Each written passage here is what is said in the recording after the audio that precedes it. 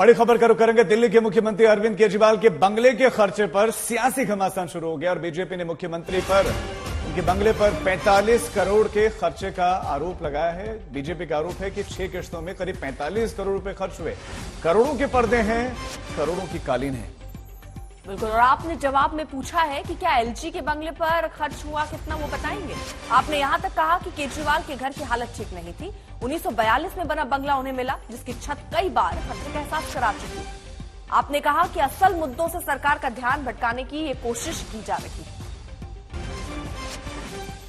इससे पहले बीजेपी की तरफ से एक प्रेस कॉन्फ्रेंस भी हुई, जिसमें निशाना साधा गया और आरोप लगाया गया कि जिन्होंने कहा था कि हम कुछ भी नहीं लेंगे, वो अचानक सब कुछ लेने पर तुले हुए हैं। एक बंगले पर 45 करोड़ का खर्चा, उसमें 8-8 लाख के पर्दे, वो भी किस समय, जब कोविड का समय चल रहा था। इंटीरियर डेकोरेशन पर 11.5 करोड़ रुपए खर्च किया गया। इसी तरह अलग अलग चीजों के लिए करोड़ों रुपए खर्च किए गए पिता।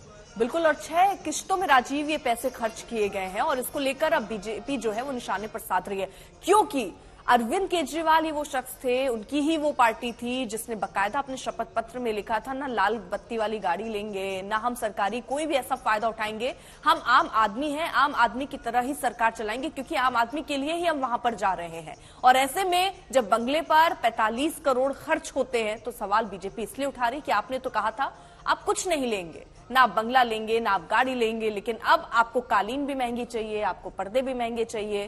तो ये हम आपको वो भी दिखा रहे हैं शपथ पत्र साथ ही साथ कि सुरक्षा, बंगला हम नहीं लेंगे, हम लाल बत्ती की गाड़ी नहीं लेंगे। 7 जून 2013 का ये शपथ पत्र। भ्रष्टाचार का काम करने का काम तो मंत्री करते हैं। महाराज ने एक ही बार हस्ताक्षर किया था और उसमें क्या लिखा था? उसमें लिखा था, मैं शपथ लेता हूं, मैं लाल बत्ती की गाड़ी नहीं लूंगा। मैं शपथ लेता हूं, मैं अपने लिए अनावश्यक सुरक्षा नहीं लूंगा। सुरक्षा बल नेताओं की सुरक्षा के लिए नहीं है, बल्कि आम आदमी की सुरक्षा के लिए होनी चाहिए। नेता को आम आदमी से ज्यादा सुरक्षा नहीं होनी चाहिए। मैं शपथ लेता हूं, मैं बड़ा बंगला नहीं लूंगा, आम आदमी की तरह सामान्य घर में रहूंगा। देश के गंभीर मुद्दों से, बड़े मुद्दों से, पुलवामा जैसे मुद्दों से, अडानी के महाघोटाले जैसे मुद्दों से ध्यान हटाने के लिए कल से दिल्ली के मुख्यमंत्री अरविंद केजरीवाल के घर को लेकर चर्चा की जा रही है। ये वो महाराज है जो न जाने कहां से आवाज निकालते थे और कहते थे, मैं कुछ नहीं लूंगा, मैं घर नहीं लूंगा, मैं बंगला नहीं लूंगा, मैं गाड़ी नहीं लूंगा, मैं लाल बत्ती कार नहीं लूंगा, मैं सरकारी गाड़ी नहीं लूंगा, मैं सिक्योरिटी नहीं लूंगा। कुछ नहीं से सब कुछ ले लूंगा जी। ये उस महाराज के रिनोवेशन की कहानी है। केवल महल का रिनोवेशन नहीं हुआ कि ये घर जो दिल्ली के मुख्यमंत्री का बना था वो 80 साल पुराना 1942 में बना हुआ घर था। दूसरी बात, एक नहीं 3 घटना हुई उस घर के अंदर। एक में मुख्यमंत्री के माता पिता जिस कमरे में रह रहे थे उसकी छत गिर गई।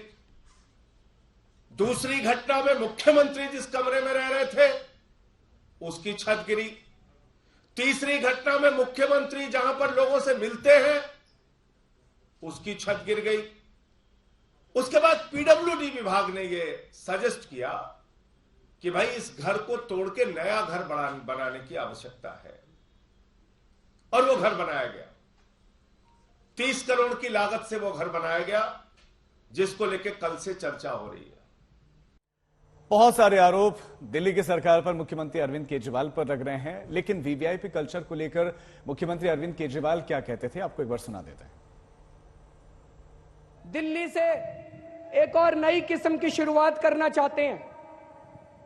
ये वीआईपी कल्चर खत्म करना चाहते हैं जी। यूरोप के डेवलप्ड कंट्रीज में, विकसित देशों में, वहां के प्रधानमंत्री आपको बस स्टैंड के ऊपर खड़े मिल जाते हैं। हम ऐसा कल्चर क्यों नहीं ला सकते? समय लगेगा। उसी की एक शुरुआत हमने 49 दिन में की थी। जब हमने कहा कि कोई भी लाल बत्ती अब दिल्ली सरकार की किसी की गाड़ी के ऊपर लाल बत्ती नहीं लगेगी, ना मुख्यमंत्री की गाड़ी के ऊपर लगेगी, ना मंत्रियों की गाड़ी के ऊपर लगेगी।